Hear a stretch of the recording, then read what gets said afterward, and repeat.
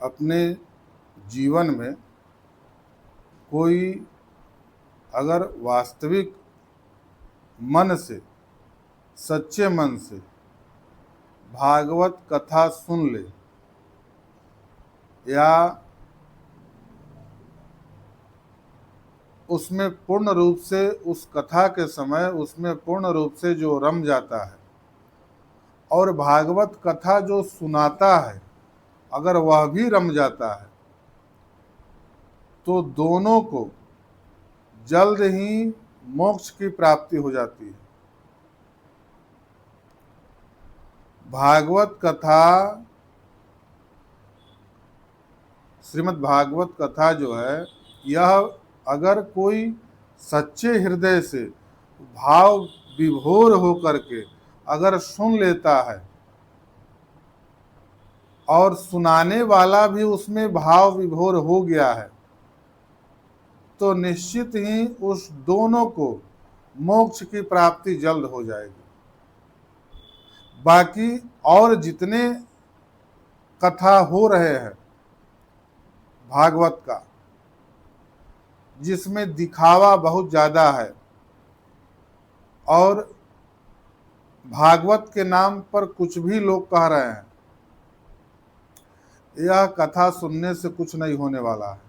इस भागवत कथा से न आपका मोक्ष होगा, न आपका कुछ इससे होने वाला ही नहीं है। इस भागवत कथा, जो ये कथा भागवत कथा लोग कह रहे हैं, इसमें भागवत से लेकर के कुछ कह ही नहीं रहे। जहाँ से मन, जिसको जहाँ से मन कर रहा है वहीं से कुछ भी उठा करके कुछ भी कर रहे हैं। इस कथा से कुछ होने वाला नहीं है। भागवत, उसी भागवत में यह बताया हुआ है कि अगर इसको जो भी सुनाने वाला और सुनने वाला दोनों अगर उसमें पूर्ण रूप से भाव विभोर हो गया है, तो उस कथा से उसको मोक्ष की प्राप्ति हो जाएगी। मैंने एक व्यक्ति का, एक कोई कथावाचक है, उसका हमने सुना, उसने कथा में ही बोल दिया कि इस महाविद्या के कथा के बाद उस जजमान ने महाविद्या किया था, तो महाविद्या से मौत हो गया।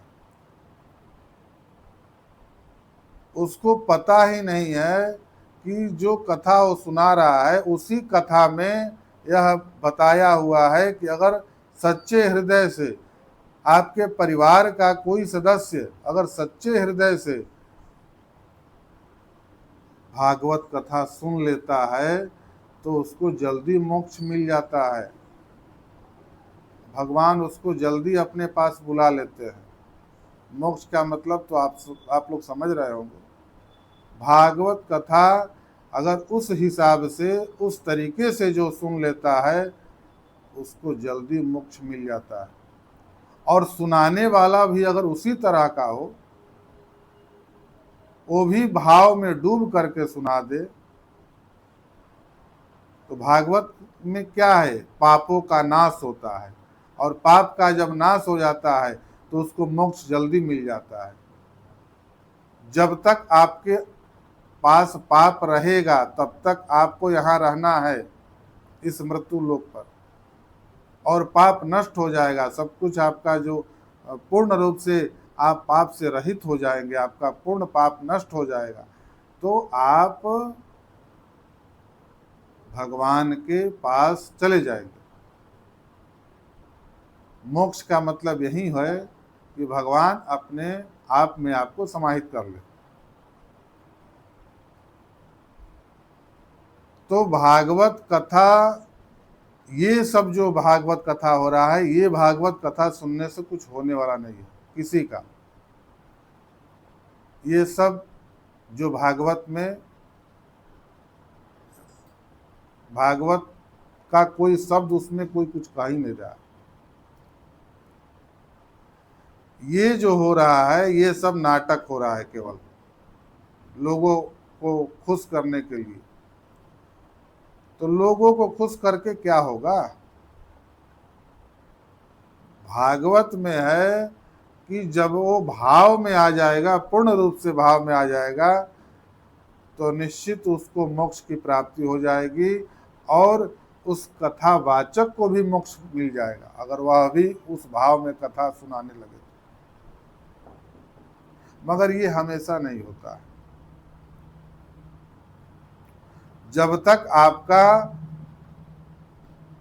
पुण्य जागृत नहीं होता है, तब तक ये सब नहीं होता है।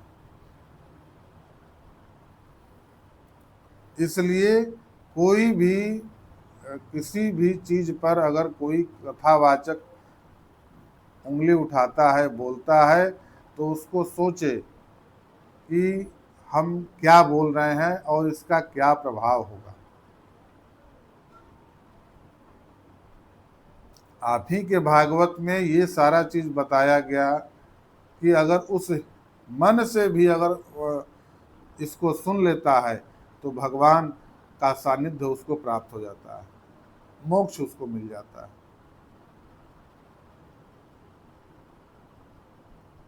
बाकी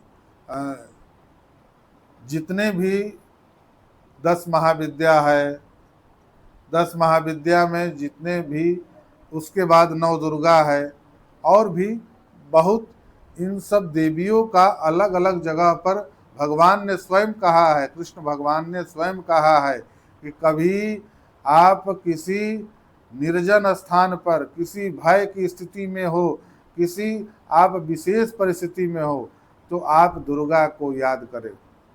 दुर्गा तो भगवान ने क्यों कहा? कृष्ण भगवान स्वयं बोले हैं, और यह कहाँ बोले हैं? कूर्म पुराण में इसका वर्णन किए हैं कि जब कभी आप विशेष संकट में हो तो किसको याद करें? दुर्गा को याद करें, और किसी को तो नहीं बोले हैं कि किसी को याद करें। भगवान कृष्ण स्वयं बोले हैं विशेष संकट में हो तो दुर्गा को याद करें।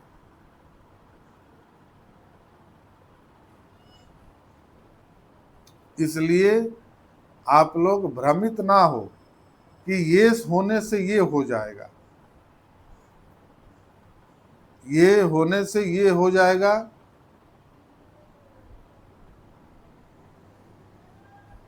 ये सब तो पहले से जब निश्चित है, वही कथा कह रहा है, जो वही बता रहा है एक जगह कि ये सब पहले से ही निश्चित है। जो पहले से ही निश्चित है तो इसको करने से क्यों हो गया?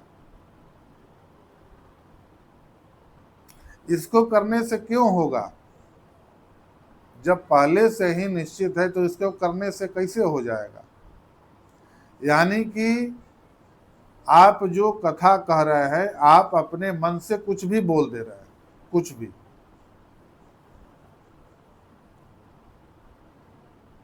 तो आप उसको समझिए कि भागवत में और जितने भी बाकी सब ग्रंथ है, पुराण है, सबका अपना अलग अलग महत्व है। भागवत को सर्वश्रेष्ठ क्यों कहा गया? और पुराणों में भी सबसे श्रेष्ठ भागवत को क्यों कहा गया? क्योंकि भागवत से ही भगवान के सानिध्य को प्राप्त आदमी करता है,